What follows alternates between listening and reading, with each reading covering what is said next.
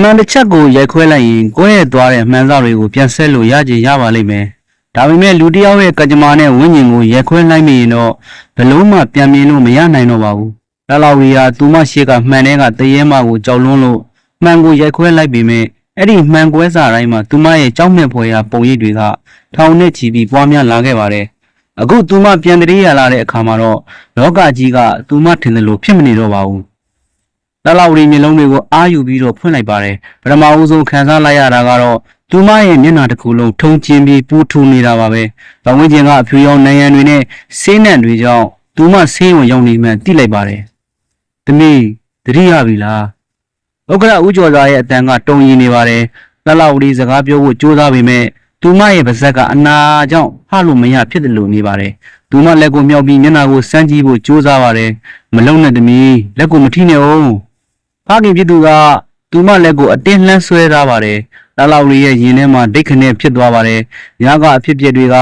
ရုပ်ရှင်ကားတကားလို့သူမခေါင်းထဲမှာပြန်ပေါ်လာပါတယ်။မှန်ကိုရိုက်ခွဲလိုက်တာ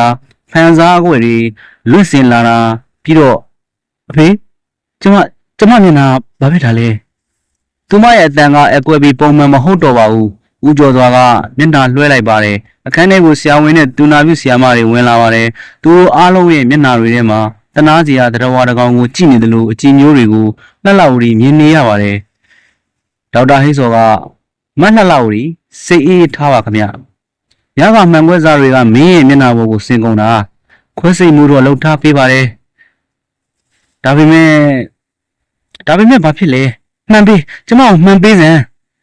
သူမဘေးနာကစပွဲပေါ်မှာရှိနေတဲ့ရေခွက်ကိုလှမ်းပုတ်ချလိုက်ပါတယ်။သူမကအယူတယောက်ကိုလိုထားဩပါတယ်။နောက်ဆုံးမှာတော့သူမကဆေးရုံဂရင်ဘေးကတံမောင်မှာပေါ်နေတဲ့သူမရဲ့ပုံရိပ်ကိုအမှတ်မတင်ကြည့်မိသွားပါတယ်။အာဆေးရုံတစ်ခုလုံးဟိမ့်သွားအောင်អော်လိုက်တဲ့အတန်ကြီးကကြောက်စရာကောင်းလာပါတယ်။သူမရဲ့ဖြူဝင်းနုနယ်နေတဲ့ပါးပင်ပေါ်မှာနှဆိုင်တဲ့ဓာတ်တရားတွေလိုမှန်ရာတွေကဟောင်းလုံးကြီးဖြစ်နေပါတယ်။အဆိုးဆုံးကတော့ညကမှန်နေမှမြင်ရတဲ့တရေမရဲ့မျက်နှာအတိုင်းသူမရဲ့မျက်နှာတစ်ချမ်းကရေပြားတွေဟာပုတ်ဆက်နေတဲ့အယောင်မျိုးပြောင်းလဲနေတာပါပဲ။ဆရာဝန်တွေကဒါကိုမှန်စကြောင့်ဖြစ်တဲ့ကူးဆက်ပိုးလို့ပြောရပေမဲ့လှလှဝေကတော့ဒါတရေမကြောင့်လို့သူထင်နေပါတယ်။ဒါဟာသိပ္ပံပညာနဲ့မဆိုင်ပါဘူး။ဒါဟာအဲ့ဒီအဖိုးကြီးပေးတဲ့မှန်ရဲ့ကြိမ်သာပဲ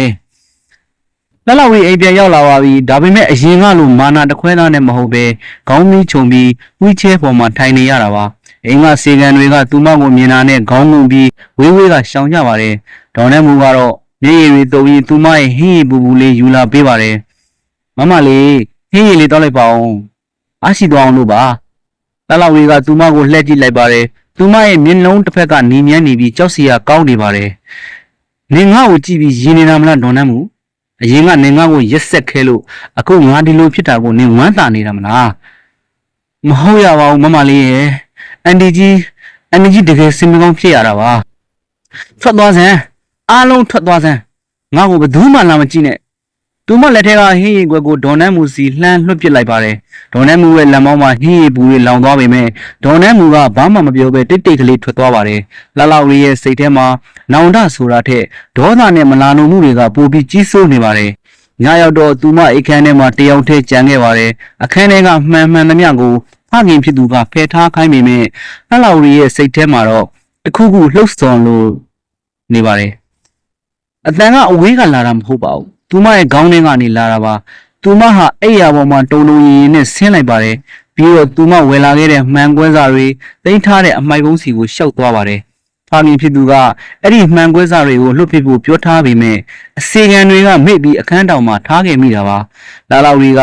တုံရင်နေတဲ့လက်တွေနဲ့မှန်စာတစ်ခုကိုကောက်ကန်လိုက်ပါတယ်မှန်စာလေးထဲမှာသူမရဲ့မျက်လုံးကိုမြင်ရပါတယ်ထူးဆန်းတာကအဲ့ဒီမှန်စာထဲမှာမြင်ရတဲ့သူမရဲ့မျက်လုံးကပုံမှန်အတိုင်းလှပနေတော့မှာပဲ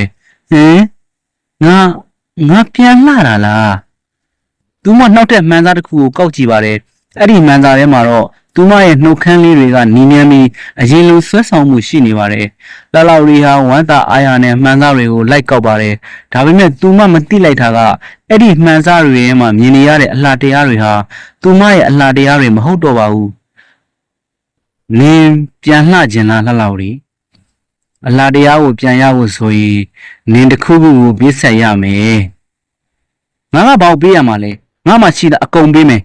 ငါမျက်နှာကိုပဲအရင်လိုပြန်ဖြစ်အောင်လုပ်ပေးနင့်အိမ်မှာရှိတဲ့နင့်အပေါ်အချစ်ဆုံးသူရဲ့အသက်ကိုငါ့ကိုပေးမလား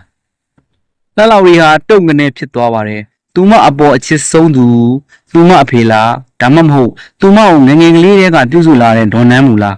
သူမရဲ့မာနနဲ့အတ္တသူမကိုအမှောင်နဲ့ဆွဲခေါ်နေပါတယ်သူမမှန်စာတွေကအလားတရားကိုစိုက်ကြည့်ရင်မျက်လုံးတွေကအယောင်ပြောင်းလာပါတယ်ငါသဘောတူတယ်ငါမျက်နှာပြန်လှဖို့ဆိုရင်ဘလို့မဆိုပေးဆက်ဖို့အသင့်ပဲ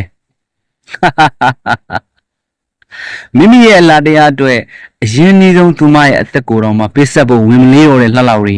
သူမရဲ့မာနအစပြုခဲ့တဲ့ဒီချိန်စာဟာအခုတော့သွေးစွန်းတဲ့လမ်းကိုဥတည်နေပါပြီလှလောက်ရီဘသူ့တက်ကိုပေးဆက်လိုက်မလဲမှန်တဲ့ကတရေမကရောပကတိအတိုင်းသူမကိုပြန်လှအောင်လုပ်ပေးမလားဒါတွေကိုတော့အပိုင်းလေးမှာဆက်လက်နားဆင်ပေးပါအောင်ခင်ဗျကျွန်တော်ရဲ့ Story Podcast Channel ကလေးကို Subscribe လုပ်ထားပေးဖို့မမေ့ပါနဲ့နော်အားလုံးဘေးကင်းကြပါစေခင်ဗျာ